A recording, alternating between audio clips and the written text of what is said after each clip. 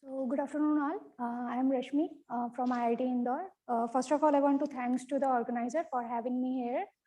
So as you have already heard from yesterday Janki's talk, what is epoch of reionization and 21 centimeter signal is, so I will not be go into the detail of it.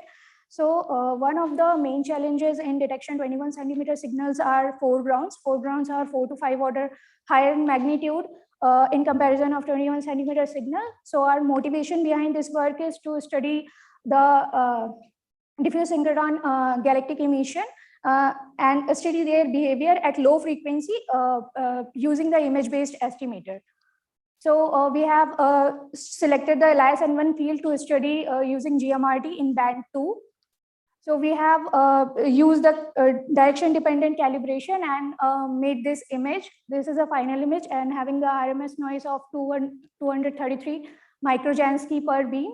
We have also made the catalog, and to check the reliability of our catalog, we have compared it with other available LSN1 fields catalog, and we have checked it for the flux accuracy and the positional offset. And these are the results for that.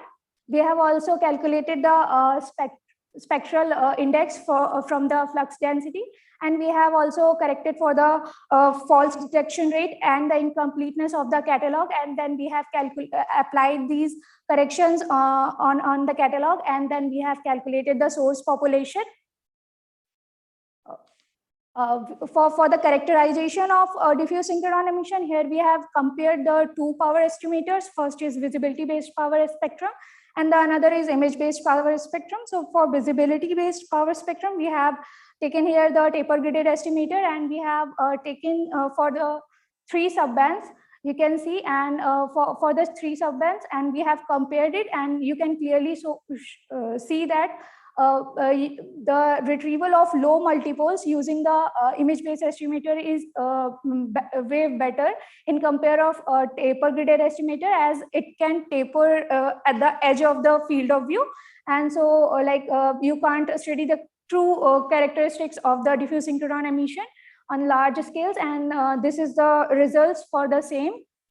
And for the confirmation, we have clearly chosen one subband, and we have shown that on different field of view, how the low multipole retrieval is possible. These are the results for the same. And so we can say that it is better for the true nature of the diffuse synchrotron emission at large scale structures using image-based estimators. And for this, yeah, thank you.